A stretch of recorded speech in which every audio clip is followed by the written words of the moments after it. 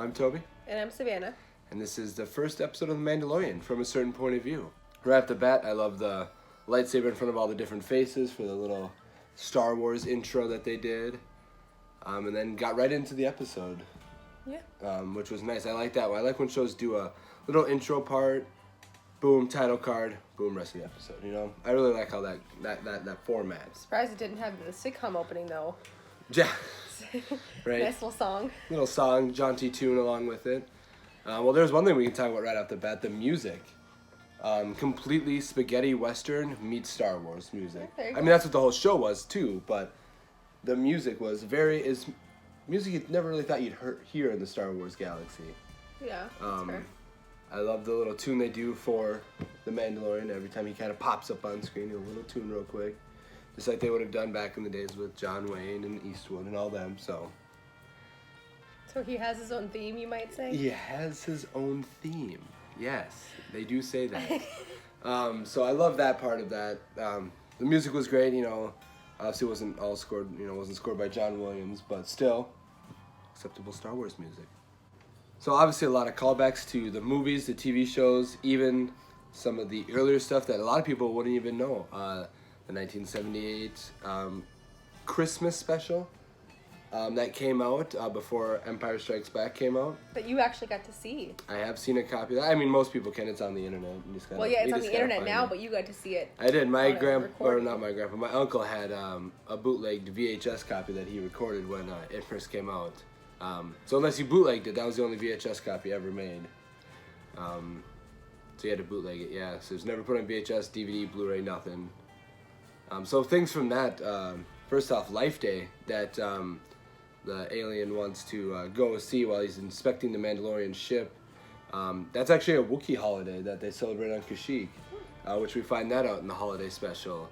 The one that was voiced by Nick Nolte, when he's talking to him about riding the birds, I mean, he talks about how the Mandalorians used to ride the mythosaur. The mythosaur is actually what Boba Fett showed up on in the holiday special to assist Luke Skywalker. And he had that shock blaster that the Mandalorian was carrying. That's the first time we ever saw that was in that show. So three things right off the bat within, I don't know, the first 15 minutes of the show were things that came out of the holiday special, which is nice to get a little callback to that because a lot of people hate it. And I mean, it was goofy, it was weird, it was just downright not that good. But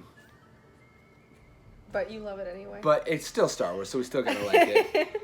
And it's just nice that we're getting some acknowledgement that it actually exists. Because it does exist, and technically, since Lucas put it out, it is canon.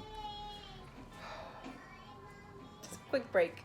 I'm very excited to see the actual full flashback of him as a kid. Yeah. Clearly on Mandalore, with the Separatists attacking. So he must have been about 4, I would say, at the most. During the Siege of Mandalore. So that'll be really fun to see. I can't wait for that part to come up. That would be the one thing I wish. I know a lot of people make fun of movies that do that or stuff, but at least give us somewhat of a way that we know what planet they're on. That would be kind of nice. I mean, just because, you know, it's just more planets we get for our Star Wars galaxy, and who doesn't want more planets to know about? Yeah, no, it would be nice if they named the planet. I like that the movies do that. I mean... Right, yeah, that's never bugged me. I'm like, oh, well, now I know where we are. Thank you for that. I mean, if it's, you know, you're in this part of the United States, we don't need the United States on there. We know where Virginia is, well, most of us. And Oh, you mean London, Massachusetts? oh, London, Massachusetts. Ah, yes, that's where that is. So big cities like that, we obviously know where they are. But planets where you're creating new planets and new life, we would like to know. So I mean, that would probably be my one and only complaint, and that's like a very small little complaint. Nick Nolte's character was pretty good. He was very funny. Especially Yes, I have spoken. I know, I'm just trying not to laugh when I say it. I have spoken. You know, that was the end of that. Oh, no arguing then, all right.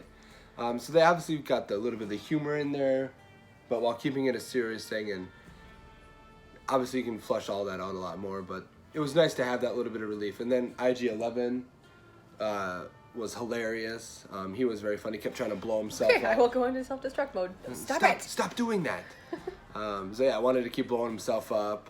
So IG-11 was funny. I'm wondering if they're gonna either A, come across more of the IG series throughout this series, or if they're gonna repurpose IG-11 like they kind of did K2S in Rogue One.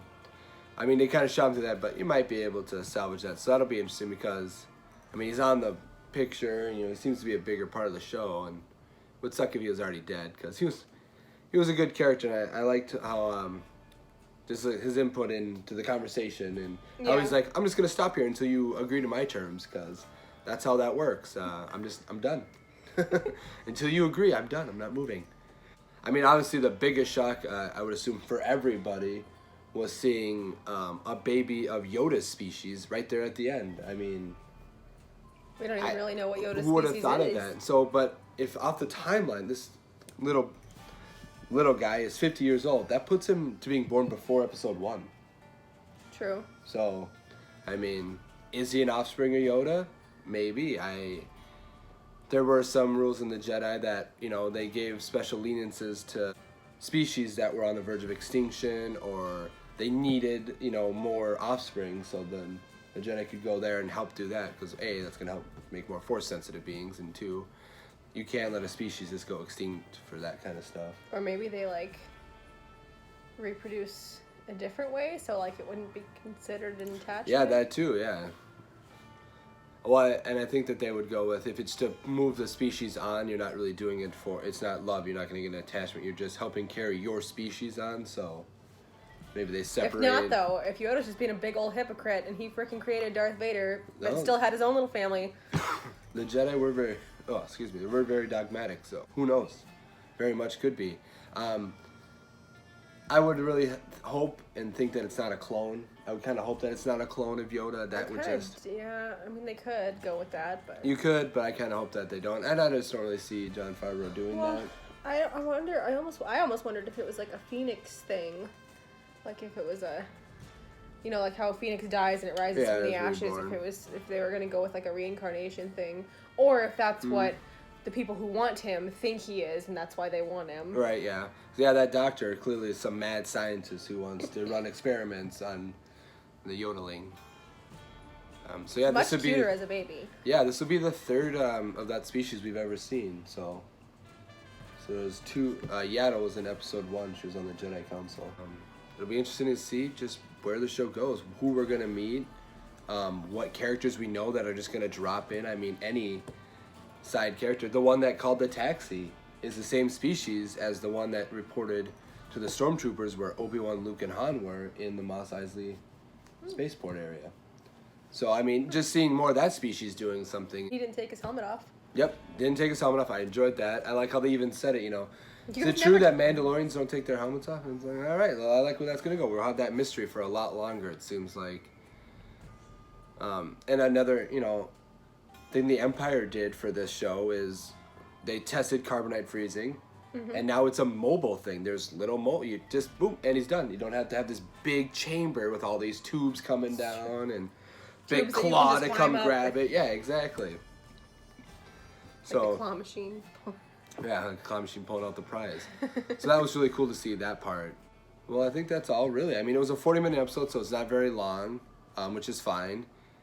Obviously, who wouldn't want it to be a little longer? But hey, I mean, it was great quality. Everything was fantastic. Especially, we all knew it. That dude got cut in half in the door. We all knew that was coming. But it was slow. I thought it'd be like that. But yeah, it like was in the trailer where it was like... It was almost like the door knew it shouldn't be shutting because there was something blocking it. But I was like, I'm going to close anyways. It's like, and I'm done. So, I mean, it was just... And I know our video's a little sporadically jumping around all to different places, but... The show flowed very well. I wasn't bored ever, but I mean, it's Star Wars, so I'm never really bored while watching that. But most other people I've talked to, they weren't bored watching it. So it seems to have captivated people, and it'll be exciting to see where they go next.